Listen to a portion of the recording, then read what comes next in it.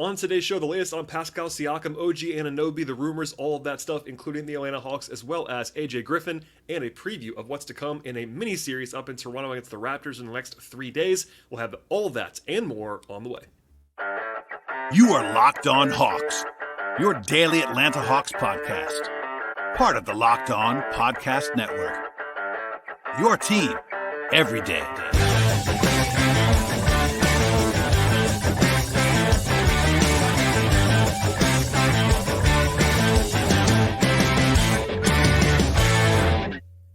Hello, friends. Welcome to episode 1607 of the Locked On Hawks podcast. I am your host, Brad Rowland, coming to you on a Tuesday evening here in mid-December, and today's show is brought to you by the folks at Gametime. Download the Gametime app, create an account, use promo code LOCKEDONNBA for $20 off your first purchase with Gametime.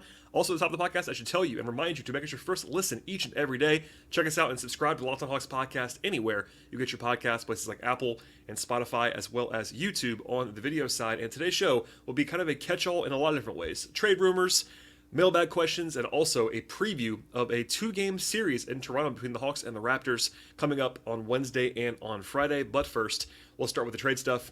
At the top of the podcast, always something to be diving into here. And I teased this a little bit yesterday on the show. By the way, if you missed it, I talked about the Hawks' loss to Denver Nuggets on Monday evening. That should be in your podcast feed of choice right now as well. But we'll dive in now to the rumors, if you want to call them that, or at least they're rumblings at this point in time. So, Shams Charania reported on Monday that, quote, teams such as the Atlanta Hawks, Sacramento Kings, Indiana Pacers are expected suitors for Pascal Siakam or OG Anunoby, but believe Siakam appears to be the likelier player to be dealt, end quote. Also, he harkened back to the summer, where Shams and others reported that talks were heated between the Raptors and the Hawks about Pascal Siakam. I said the same thing on this podcast numerous times. Shams, by the way, was the one who reported the most specific package that the Hawks reportedly offered to Toronto, involving DeAndre Hunter and AJ Griffin, as well as draft compensation back over the summer as well.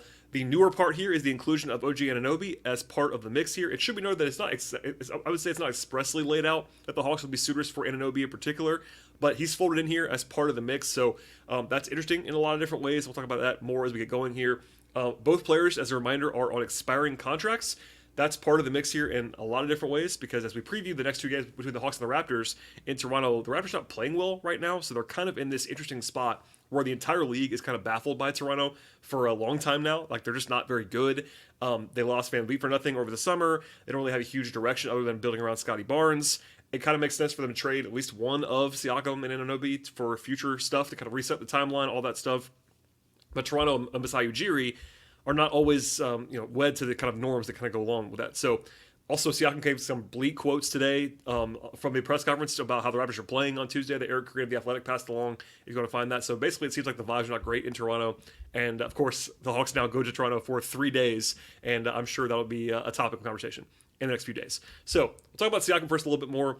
I'll just say this now. If you're listening to this podcast regularly, you will know that I've talked about this a lot since about June or July of last year. But Mike Scotto reported a couple weeks ago, even the Hawks continue to monitor Siakam as a target after attempting to acquire him during the offseason.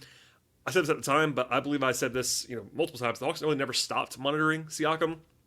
In my experience and what I understand, it got quieter because that's what happens around training camp, and in October, November, even December, deals don't often happen in this stretch. But basically, from what I know, the Hawks have had long interest in Pascal Siakam, but they have not been willing to pay a rather large asking price that the Raptors have had to this point.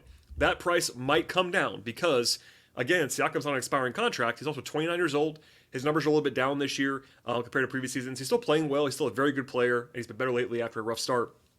But he's going to want a lot of money this summer, and that's part of the equation here as well. Another part of that is that the Hawks kind of got the feeling, at least it was reported out there, that Siakam's camp didn't want to be traded at all really over the summer, and if they did get traded, Atlanta wasn't really on sort of the top of his list.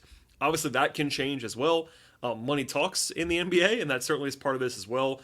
And the Raptors could still trade him to Atlanta, but if you're the Hawks, it's a factor because you don't trade for Pascal Siakam unless you think you're going to try to keep him long term. And for me anyway, that means paying him a lot of money and also having Siakam be willing and eager to stay, because he doesn't have to stay. He's not required to stay in Atlanta if he were to get traded to the Hawks. So the combination of the expiring contract and the lack of assurance that he would sign long term means the Hawks kind of need information on this one that has Siakam being willing to stick around, or at least being likely to stick around, or at least be very cognizant of the fact that you don't want to overpay because of the possibility that he could just leave this summer. That's always a part of the mix here. He makes $38 million this year as well. You have to match a lot of salary as a result of that. They clearly drew a line in the sand over the summer about what they wanted to trade and what they didn't want to trade. It was out there again from Shams that it was Hunter, Griffin, and picks. That's a decent offer already in itself, but they were not going to go beyond that from what I understand. So, and really the line should be even less now and more conservative because there is less team control on Siakam. And look, let's just be honest. The Hawks are 9-13 as I record this podcast. And it is not super reasonable in my mind to believe that Siakam by himself is going to make the Hawks into a contending team for a championship right now. Would he improve the roster? Of course he would. But when you're 9-13, even if you think that you're better than that, that's the reality through 22 games. So that's something to keep in mind as well. Also, there's some fit stuff that you could sort of get into as we want to go deeper on this a little bit. Nothing you can't get past, but Siakam's perimeter shooting is limiting in some ways. I don't think he's a great fit with a team that has DeJounte Murray and a center on the court, especially if Capella is still on the team. I think he probably would go out in a deal in Siakam in some way, but if he was still on the roster, that didn't really make a lot of sense. I also think that maybe Siakam is a little bit less appealing now because of Jalen Johnson's emergence. Not that they couldn't play together, because they certainly could, but they're not like perfect fits with their potential shooting concerns, etc. Siakam would make them better. I don't want to say otherwise. Obviously, it's very clear that he's a very good player. He would help the roster, but do you want to push even more chips in the middle of the table for a player that's going to be 30 by the summer and might not push you over the top? That's a question to at least ponder, big picture. And my general take would be that you still trade for him if you want to be, cognizant of that, but also has to be good, reasonable value. You don't want to overpay, especially where the Hawks are, in having traded a lot for DeJounte Murray and they're kind of negative on picks and future stuff, etc. So we'll have more on that front. But I want to talk a little bit about Anunoby now because he's kind of a new entrant to this discussion. He's been on their market a lot as well. Toronto seems to value him at a very high level. He changed agents over the summer. That's always key to remember in the NBA space. But Anunoby is not as good of a player as far as accomplishments and scoring numbers, all that stuff, as Siakam, but he is very appealing in a different way. So he's 26 years old, two-way forward. He'll be 27 this summer, also expiring, but he'll only make about half of what Siakam is making this year, about $18.5 million compared to about 38 for Siakam. Not the same kind of offensive player in a lot of ways, but he can score. And for me, Anunoby is one of the best role players in the NBA. And I say that with love. People that know my work know that I love role players. But he's not just a pure 3-and-D guy. He can score. He's averaged 16 points a game the last few years. He's shooting 39% from the three over the last 4+ seasons. And the most important part, of course, is that he is one of the best wing perimeter defenders in the entire league. He is that good. He was all defense last year. He's perennially at that level. I don't know if he is the best, but he's certainly in the top 5 or 6 defensive players on the perimeter in the NBA, and that is obviously extremely appealing for a team in the Hawks that don't have a lot of perimeter defenders. So, the thing is, though, Anunoby would fit absolutely anywhere, which is a good thing for him, but if you want to have a bidding war for Anunoby, the entire league is going to be involved. So there's two things to go into there. The Hawks would be a lot better with Anunoby on the roster, and they definitely should try to trade for him if they can. But the Hawks might not be equipped to win a war for Anunoby because the best teams in the league are going to be calling as well. And the Hawks probably shouldn't be like over the top desperate for a guy on an expiring contract, given where they are in their performance level this season. So if we get more rumor stuff, I'll sort of go deeper on that. But that's kind of the gist overall. Anunoby is an uber elite 3-and-D player who has more offense than a lot of 3-and-D guys. And he's great defensively. He'd be awesome. And while Siakam has some interesting fit questions, at least some questions, I'm not saying that they can't be answered, but there are some questions there. There are almost no fit questions with Anunoby. He is so easy to plug in.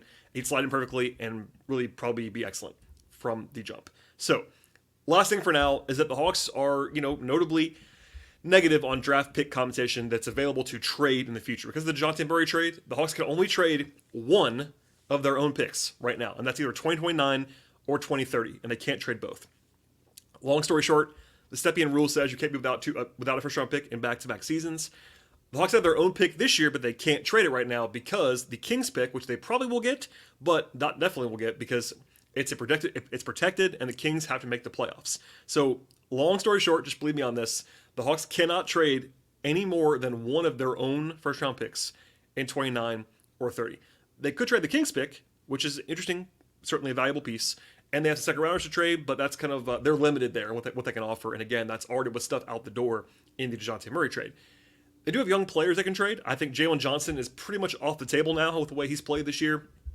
But obviously Griffin and Bufkin, Mohamed Gay, even Bay or Okongwu, if you want to get crazy, might be available on some level in a bigger trade for one of these kind of top-tier guys. And I think Capella would kind of want to be in the deal if it was for Siakam because of the fact that the Hawks just don't have a lot of money to spend, given their own. This is important to keep in mind, their own constraints. The Hawks can spend more money than they have spent. They don't really want to spend more money. It doesn't seem like. Toronto might ask for Bogey, who the Hawks probably want to keep because obviously he's very valuable on offense. I think Hunter might be a logical inclusion in any deal for Siakam in particular. Probably the same for Anunoby as well. There's even the more nuclear option of including DeJounte Murray, which they can't do till January, but that's something that could at least happen. I get questions about that sometimes from people around the league. They're like, what about DeJounte for one of the Raptors guys? And I don't have an answer there. So he cannot be traded. He's actually ineligible to be traded for about another month after the extension that he signed over the summer. But I'm going to avoid all the rabbit holes for now. But I'll just say this for now in mid-December. There's a lot to weigh here. As to who I'd rather have. In a vacuum, I think that Siakam is a better player, but I think Anunoby is an easier fit in Atlanta. Also, he is cheaper and he is younger. I think long-term, Anunoby makes more sense. Short-term, Siakam might help them more, like right now today. Siakam's been a better player. He's been All-NBA, all that stuff. But the other thing to consider, though, is that Siakam could easily sign an extension because he's making so much money now that you could just, like, if he changes his mind, he can lock in for a DeJounte Murray plus contract. That's a lot of money for anybody. Anunoby's making kind of a modest figure now that he probably can't sign an extension realistically. So that's something to keep in mind too. And look, either guy would help the Hawks. If we need to get deeper into this, I will. But there is a real organizational philosophy question right now in play for Atlanta with where they are. They've been pretty average for multiple years now, and it's kind of hard in some ways to justify pushing even more chips in again, unless it comes with a more longer-term vision rather than just trying to win more games this year. So Siakam is older, Anunoby is younger. Anunoby probably has more of a market. Siakam has been much more tied to Atlanta. Lots of plates spinning at this point in time, and it's very early to the point where deals don't often happen in mid-December, but that's kind of my primer for now, and we'll have more on that if we need to in the future. I thought it was a good time to sort of dive into it now with the Shams reporting, and again, the Hawks playing in Toronto twice in the next 3 days. All right, we'll have more on this, and with regard to mailbag questions, then we'll have a preview of Hawks Raptors at the end of the podcast, but first, a word from our sponsors on the show. Today's show is brought to you by Gametime. You should never have to worry about buying tickets for a big event. And with Gametime, you absolutely never have to worry because they have last-minute deals on tickets for football or basketball or baseball, concerts, comedy, theater, and more. It's really easy to navigate as well. The entire app to find and buy tickets for any event in your area. They are also obsessed with finding ways to help you save money on tickets. They have zone deals for an average savings of 18%. And with Gametime, you can see all the views from the seats in the venue that you're looking for. It helps you know exactly what to expect when you arrive at that venue. They have all-in pricing as well, so you actually know your total up front without any of the hidden fees some other places might have. And there's peace of mind with Gametime, and the Gametime guarantee. It means that you'll always get the best possible price. Take all of the guesswork out of buying tickets by using the Gametime app. Download the Gametime app right now, create an account, use promo code LOCKEDONNBA for $20 off your first purchase with Gametime. Terms apply. One more time, that is LOCKEDONNBA is the promo code. If you go to Gametime in the app and create an account, that promo code is LOCKEDONNBA for $20 off. Download the Gametime app today. Last minute tickets, lowest price, guaranteed. With rumor stuff out of the way, some mailbag questions about the way the team is playing and kind of some more Hawks-focused stuff in the middle of the podcast. So, question from May, who asks, I think I have seen you say on Twitter that you don't think AJ Griffin should play in College Park this season. Will that position change if he continues to be DMPCD'd or play very small minutes? And if not, why not? What happens to young players who are quote-unquote too good for the G League but not ready for the Hawks rotation? Great question here, and I'll say this. It's evolving at this point in time. So my opinion has changed a little bit from where it was a few weeks ago, I have to say, and the big thing is that AJ's not played very much. And the longer they go without playing AJ very much, that changes the dynamic. This has been a couple of times that I've talked about this in passing in the recent games, but I probably don't like that the Hawks have not played him more definitively and sort of carved out more of a role for AJ Griffin. I am open to the reality that the Hawks might believe that they have better win now options right now.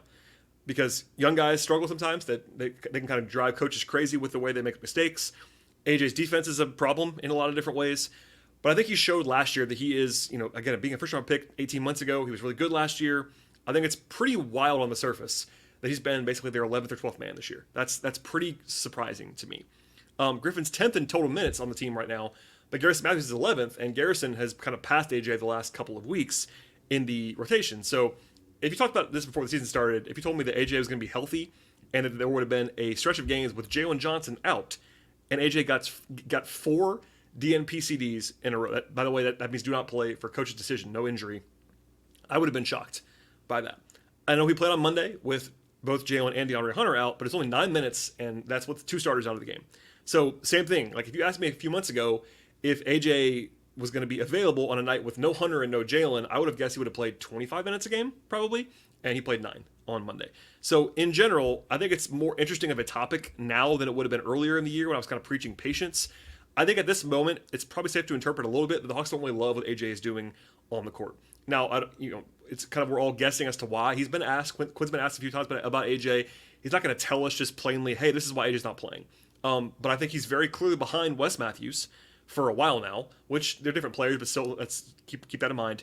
And then Garrison Matthews has kind of passed AJ in the last couple of weeks. So that can change. Part of the problem is that AJ's not playing well right now. He's not playing very well. That's just kind of what the reality is. I think you have to note this a little bit. It's hard for a young guy to get traction and get comfortable in small spurts of action when he's not playing consistently. But he's also not making shots. He is actually 10 of 34 from the field this year. That's rough. 2 of 9 from 2. It's a tiny sample size. I'm not going to worry about that. In fact, like the last thing I worry about is AJ making shots. Like that's the one thing that I'm very confident he will pretty much always do. But if he isn't making shots, he's not really helping you a lot, which is certainly kind of the candid reality right now. I'll also say this, like you can't ignore what happened last year. Like AJ was 19 years old, but he was an 8th in minutes on the team, on a playoff team, and he had 58% true shooting in 1,400 minutes. He shot 39% from free last year, almost 9 attempts per 100 possessions. Like he was a high volume, high quality shooter last year. He was in the top 15 in all rookie voting last year, and that was even too low for me. He was legitimately good as a 19-year-old rookie, and as a one and done guy who had injury questions and was on a good team. That's not a usual trajectory. So that doesn't guarantee anything for the future, but I'm still inclined to believe last season more than this season so far. Because this year he's only played like 110 minutes. That's a very small sample size. But he's not playing well. And the big thing is that the Hawks are basically in dire need of defensive help right now. And I think everyone knows that, watching the team. Quinn would never say this. My interpretation is basically that the Hawks believe Wes Matthews in particular, but especially Wes Matthews, and even Garrison to some extent, are better defensively. And that is probably the reason why they are playing over AJ. Again, Wes Matthews is very, very, very clearly better than AJ, and while on defense. And while AJ gives them more offense, it's easier to kind of understand that decision because Wes Matthews is also more of a backup power forward right now on this team with Jalen Johnson out than AJ. So I don't really view it as AJ versus Wes at this moment because they're just very, very different players. I do think though that the more glaring one is that they're playing Garrison over AJ, and that's probably less absurd than some believe that it is, and that Garrison is a more veteran player, probably a better defender right now, etc. But at the same time, I don't view that as a big difference, and I think that all things even close to equal, you just should play AJ. He's younger, he's more talented, he has higher upside, etc., etc., etc. It's at least worth noting that AJ did play a little bit less under Quinn than 8 last year once Quinn took over, but still, that was mostly because Quinn plays a shorter rotation. Like he was still 10th on the team in minutes after Quinn showed up, and that included a team that had Collins and Bay both on it at that point in time. And he only sort of played less because they were playing less guys. So he wasn't like pulled from rotation other than just like having guys be ahead of him that were kind of always ahead of him.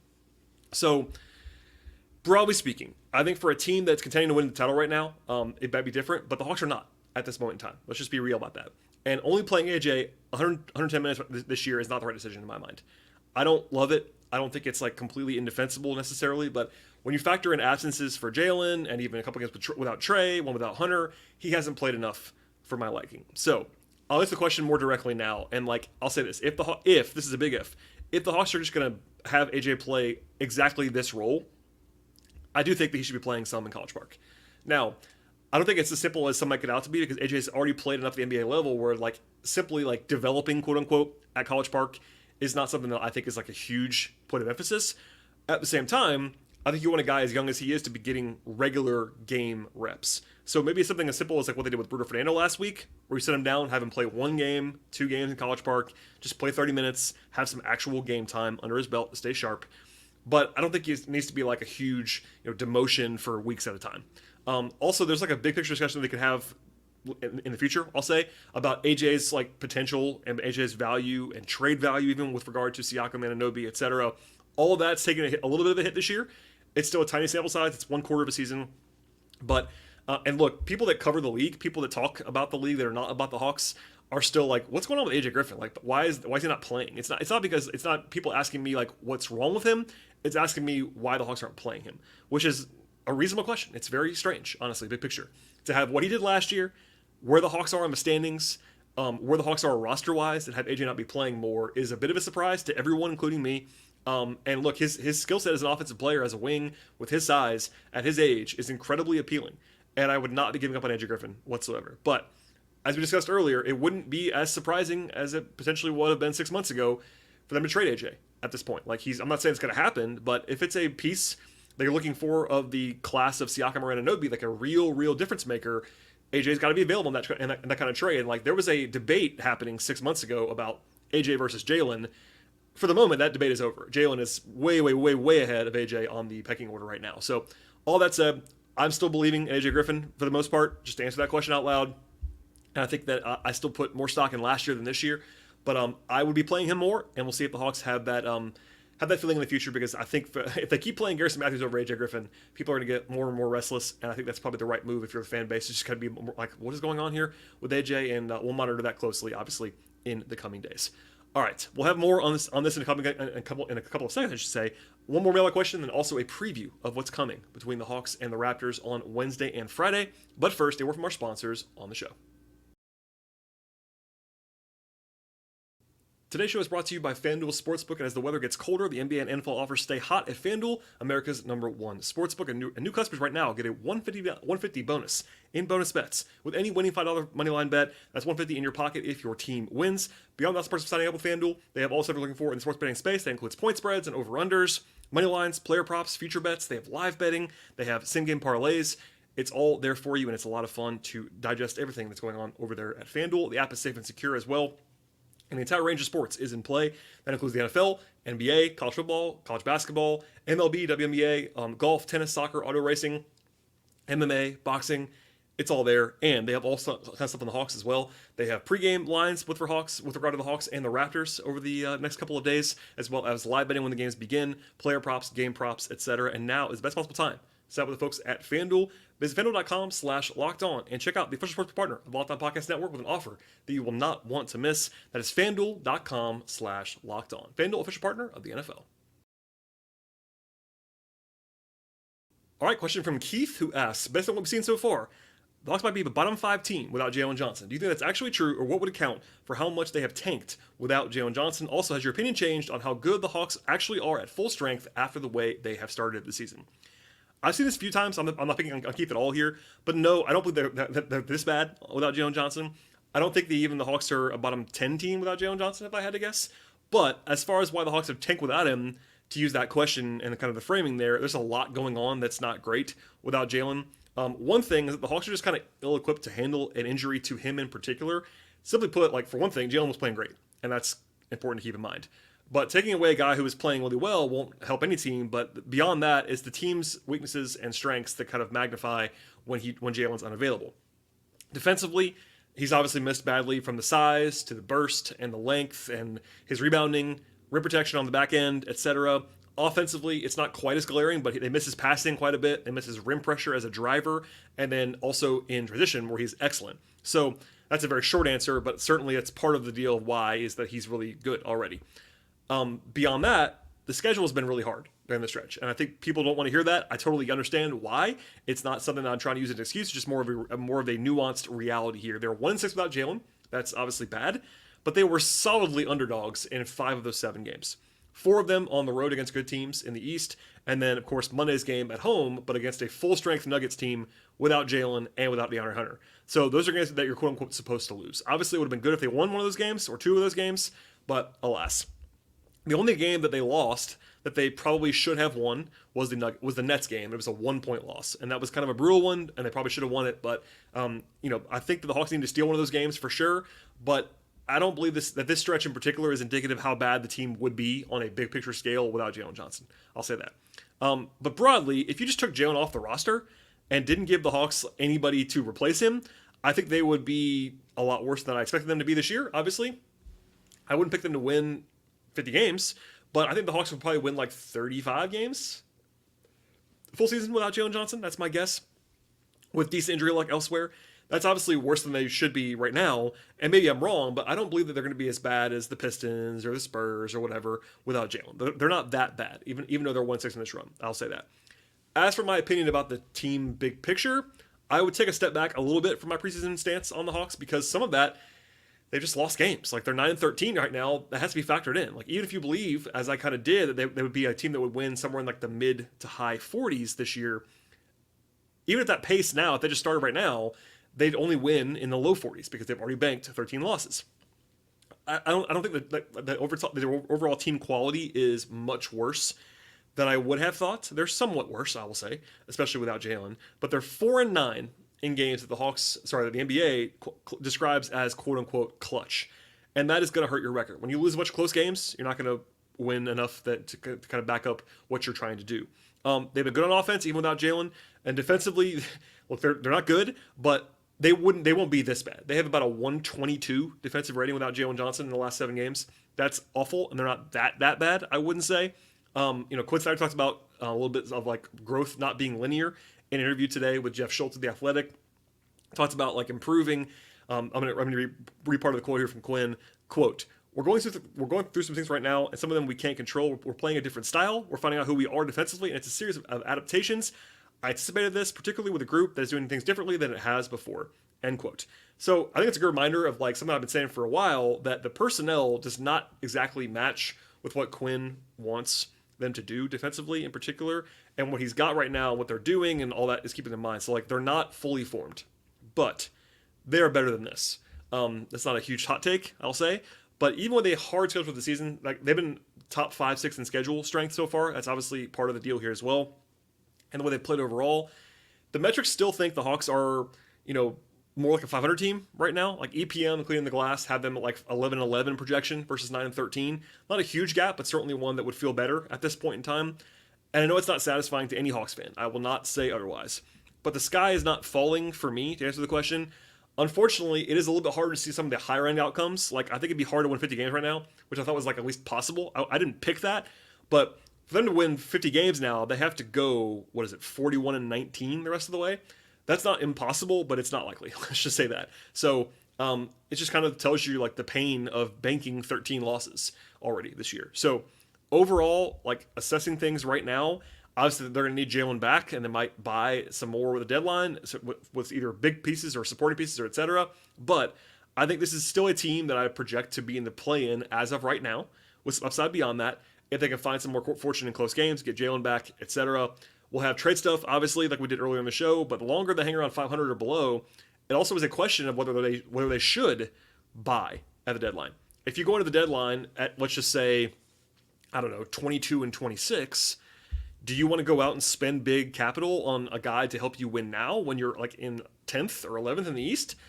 I don't know. So a lot will be dictated by the way the Hawks play and how they win or don't win in the next, let's just say, 6 weeks between now and when stuff really heats up in late January, early February. But anyway, that's a long question and a long answer, but hopefully we'll have more in the process. I hope that answers the question. But in general, the Hawks are not this bad, but they're not what I thought they might be at this point in time, especially without Jalen. But I do think that they shouldn't be as bad as 1-6 would tell you in the absence of Jalen, as long as he is gone. Okay, from here, I'll be the short version here on the Hawks-Raptors preview.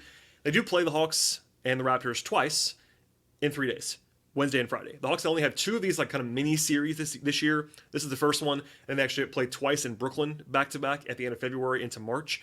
Hunter, by the way, is questionable again after missing Monday's game. Notably, the Hawks changed his listing from right quad tendon soreness on Monday to right knee soreness now. I don't know anything else about that. The Hawks had no practice today, and then they flew to Toronto. So that's all we know right now, but that was interesting to me. Something to keep an eye on in advance of Wednesday.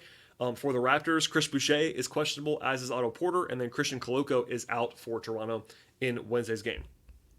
As for the Raptors, both teams right now are not playing well. Toronto's 1-6-2 in their last 7 games, so a battle of 2 teams that are struggling, similar records, etc.